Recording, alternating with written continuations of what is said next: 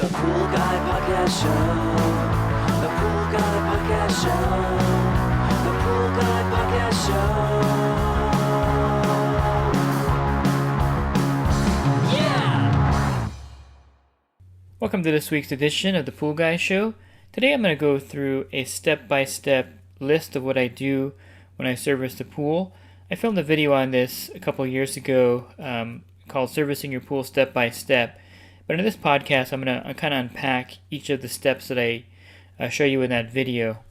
If you're looking for the best app available to automate your billing, organize your pool route, notify your customers, and track your repairs, go to useaquasuite.com.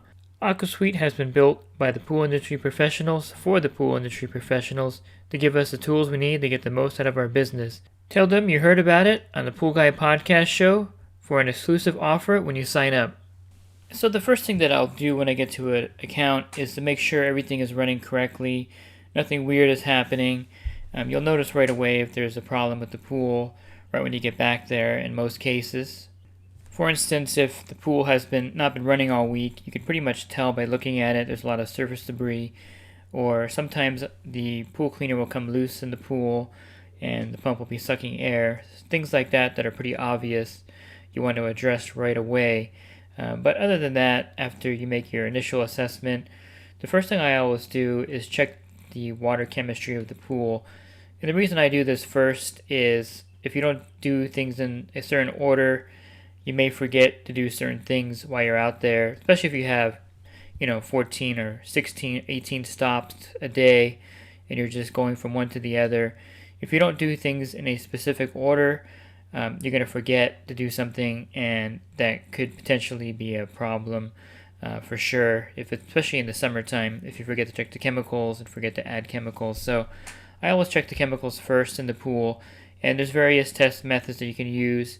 You can use the Taylor test kit, which I like, the K2005. If you want to get an in-depth testing of a pool, you can use the Color Q Pro 7. A lot of guys will use test strips. I'll use those in the wintertime also to get a ballpark, and I'll use them in the summertime to get a ballpark of the pool. And these are a great way to get a quick assessment of the levels in the pool. So whatever test kit or testing method that you prefer to do, you definitely want to do that and get a reading of the pool. And then you can calculate what to add. If you're using the Taylor kit, there's a little booklet in there. There are a lot of apps available online.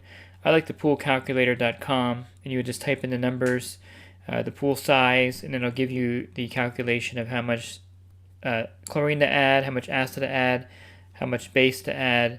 And there are a couple other apps you can use. You can find these apps actually on my app, the SPL app.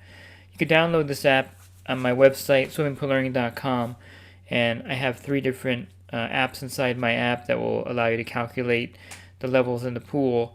So it's kind of a handy way to do it by using my app. Again, that's the SPL app that I created. And also from the app, you can access my podcast, you can access my YouTube videos, my blog articles, and I have links for other helpful things besides chemical calculators.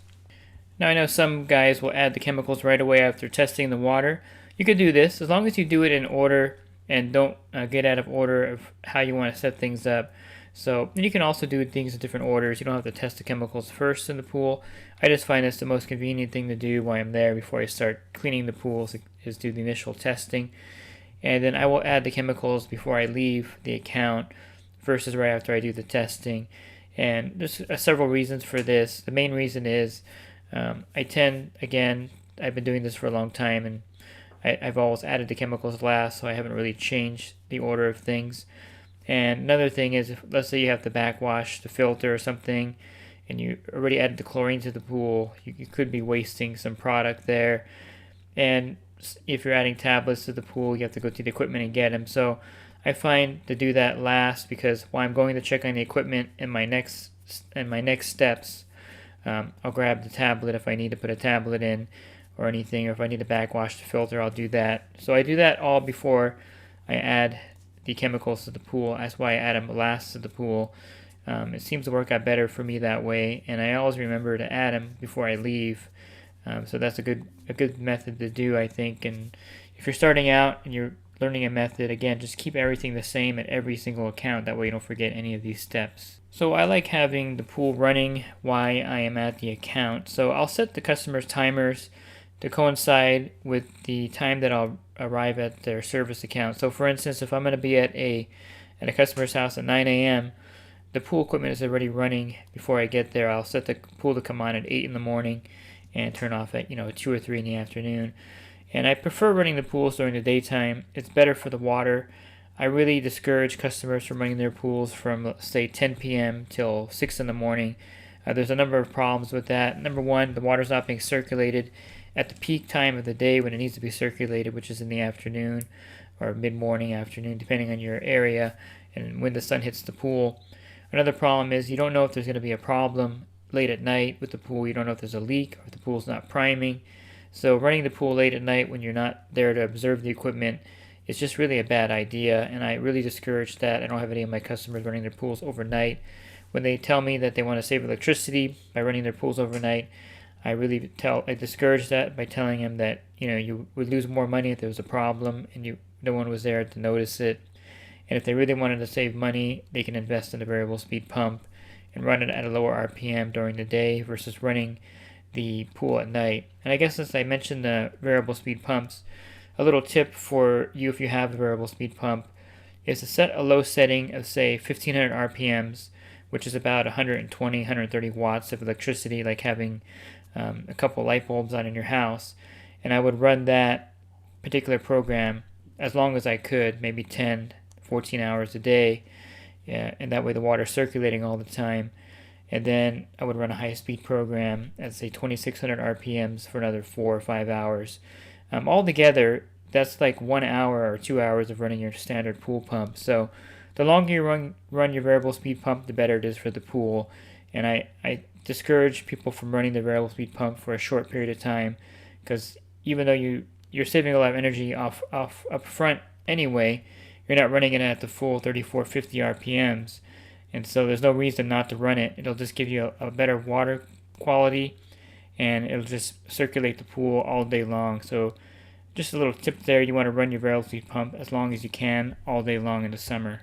So let me go back to what I was talking about here. So I like having the equipment on when I get there so I can see any problems. If I notice the pump is not primed or there's a leak somewhere in the equipment, I'm able to spot it right away because the pump has been running for half an hour to an hour already before I get to the stop. So it's a good idea to have the pump running during the time you're doing your service. And besides that, it also will allow you to add the chemicals to the pool and not worry about having to set the timer. It's already running at that time for you. So if you do need to set the timer, of course, if you have an automated system that you're at, you can put it in timeout mode. That'll run the pump for 3 hours.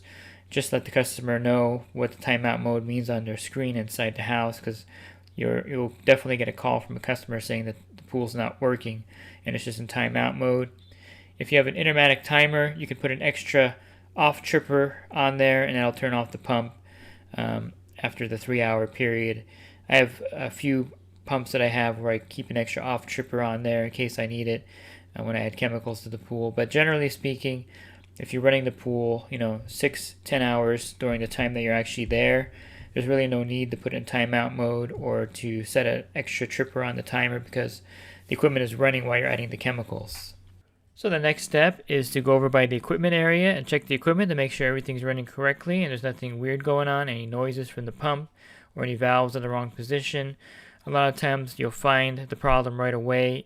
If you get to the account and the equipment is running, you'll see water leaking around the pump area, or you'll see a valve that was left partially open. So it's important to inspect the equipment at every time you go to the pool. You never want to get to an account and service it without turning on the pump and circulating the water and checking everything. I know sometimes some guys will just get to an account and do a quick survey and clean the pool, but they won't bother turning on the equipment. But that's really crucial that you turn it on every time you visit the stop to make sure everything is running correctly. So while you're by the equipment, now's a good time to check the pump basket and empty the pump basket. So if the pool is on, go ahead and turn it off, and then you'll empty the pump basket out, clean it. Then you will fill the pump with water. The wet end is what we call it, or the pump pot. And then you will start the pool up again. You want to make sure you add water to the pump or you could have problems. If you have a Pentair filter with the large air relief on top, you can open that up and that'll let air into the pump. Then you put the lid on quickly. And you always want to check the O-ring to make sure it's okay and good working order. A lot of the times you won't be able to get the pump lid back on if the O-ring is worn out. So I try to minimize the amount of times I open the pump. I used a filter sock or skimmer sock, filter saver in skimmers baskets where there's a lot of particle surface debris. I also use an inline canister with any kind of suction side cleaner to prevent anything from going in the pump. And if you want, I have a basket that I invented called the hole-in-one basket, and this was designed for suction cleaners connected at the skimmer. So what you can do with this basket, you can actually put it in your skimmer like a regular basket, but I designed it with a hole in the bottom that will fit the cleaner hose through. And so you'll put the regulator in the skimmer, slide the hose through the basket, and then all the surface debris will be trapped in a basket.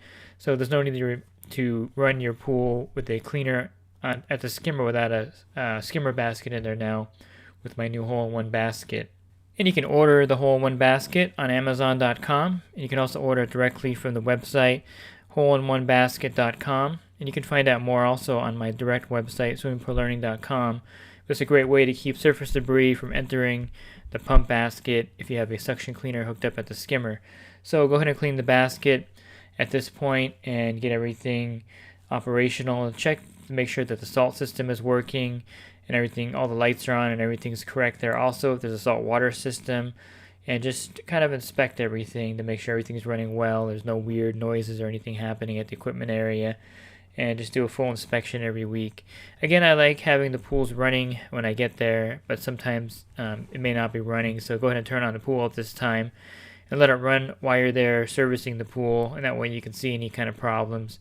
You'll notice any kind of leaks or any kind of weird things happening while you're servicing the pool with the equipment on. So that's the steps I take at the equipment area to check that. So step 1 is checking the chemistry. Step 2 is checking the equipment, emptying out the pump basket.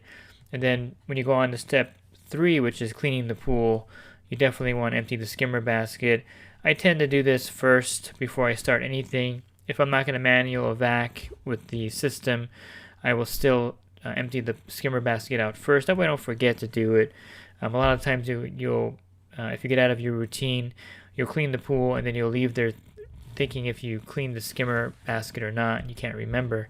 So before I start cleaning the pool, I actually clean out the skimmer basket, put it in my leaf rake, and dump the debris out.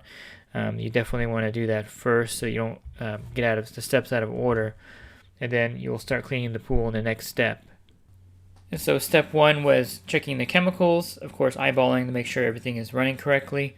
And step 2 is checking the equipment area, make sure everything is running, checking the filter PSI to make sure you don't need to backwash it or do anything there, and just to check for any kind of problem. So right there's the first 2 steps.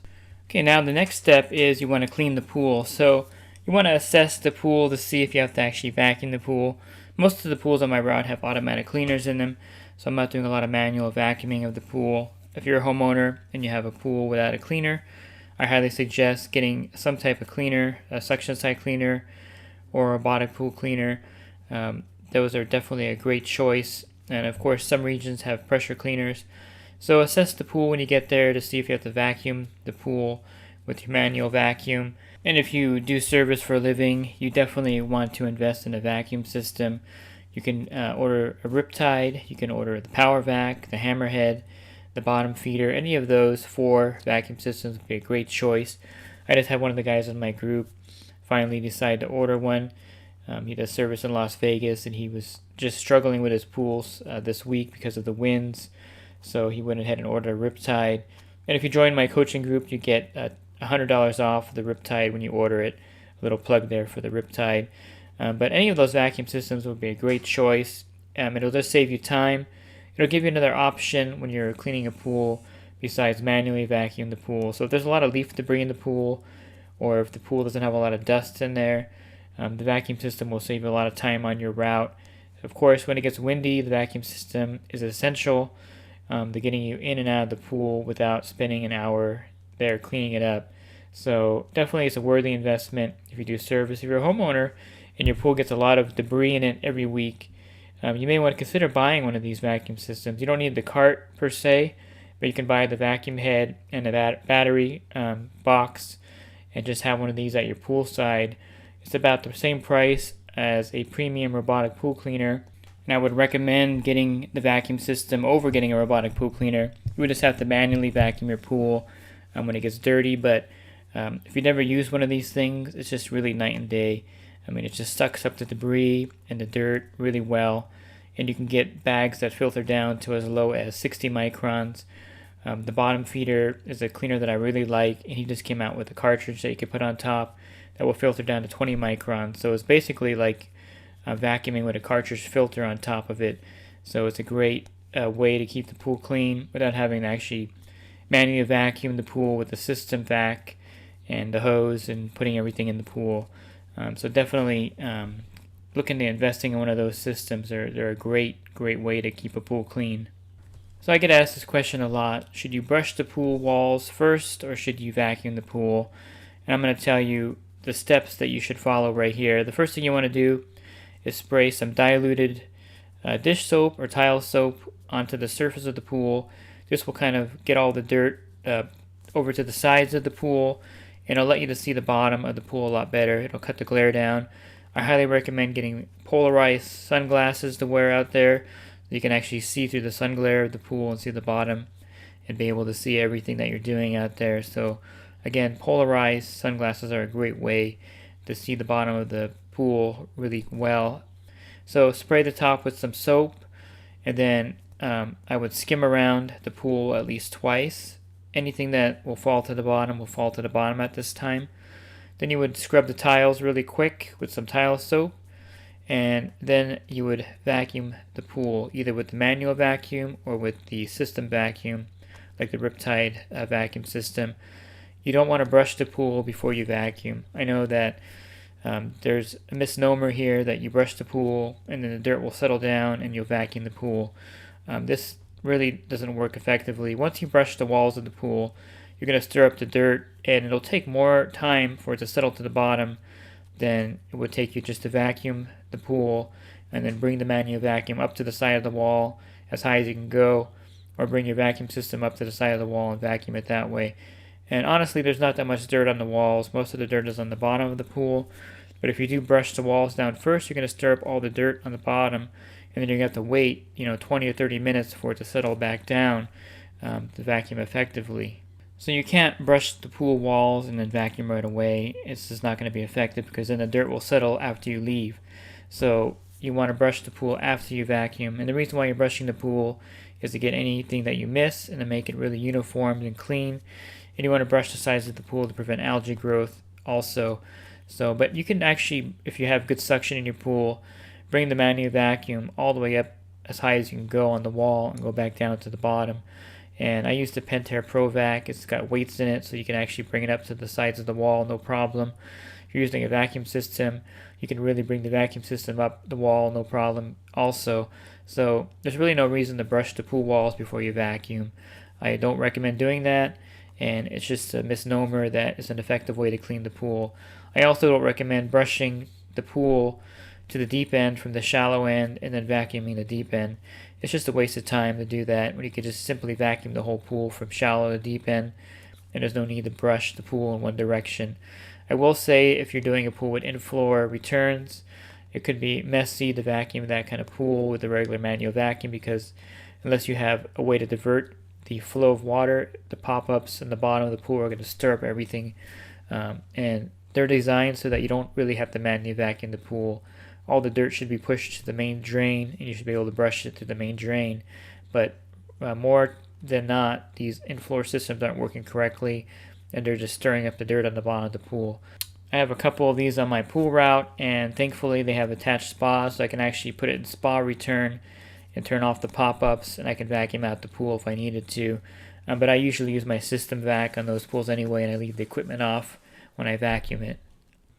And so those are the steps when you clean a pool. You want to spray some soap on top, dilute it with water. You want to skim it a couple times, get all the surface debris or anything that would fall to the bottom will fall at this time. Then you want to scrub the tiles. Then you want to vacuum the pool with your manual vac or your system vac. and then you want to brush the walls down to prevent algae growth or to get any dirt you may have missed. And those are the steps to clean a pool. Okay, so the last step that I do is I'll add the chemicals to the pool. So if there's any algae in the pool and the customer is not using the Pool RX, I'll treat the algae with some sodium bromine and some liquid chlorine. If the chlorine level is low, I'll add a gallon of liquid chlorine to the pool or some shock depending. And then I'll adjust the pH down if necessary or up if necessary, and the alkalinity also up or down if necessary. And again, you would adjust the pH down with muriatic acid. I'm not a big fan of the dry acid chemicals to put in the pool to adjust the pH and the alkalinity down. And at the same respect, when you're adding the muriatic acid and bringing the pH down, the alkalinity will also drop with using muriatic acid to the pool. And I cover all of this in a separate podcast, all the chemistry levels for your pool and how you can raise and lower things. But basically the ideal free chlorine level is 1.5 to 3 parts per million. In the summertime, I'm running my pools from 3 parts per million to 5 parts per million. Some pools will go even higher if they're getting heavy use. But ideally you want to have at least 3 parts per million in the pool every week. Your bromine also, if you have a spa, should be at 4 to 6 parts per million. The pH should be at 7.4 to 7.8. Total alkalinity should be anywhere from 80 to 120. Calcium hardness anywhere from 200 to 400. And your cyanuric acid level anywhere from 30 to 70 parts per million. If you have a saltwater pool, your salt level should be at 3100 parts per million for the saltwater generator to work properly. And since I mentioned the salt level in the pool, when you do the equipment check, you want to make sure that the salt generator is actually working and producing chlorine. And that's another reason why I like the equipment on when I get to the account. That way I can see if the salt water generator is actually producing chlorine, or if there's a error indicator light, maybe it's indicating a dirty salt cell or low salt level. And with the pool running for 30 minutes to an hour, it'll give the salt system plenty of time to activate and to run through its cycle so that it could you can see the actual system is actually working or not. And I'll probably do a follow-up podcast after this one on adding the chemicals to the pool, what to add in what case, scenario, and things like that for you, so you get a general idea of how much chlorine to add to the pool, how much acid they add, and things like that.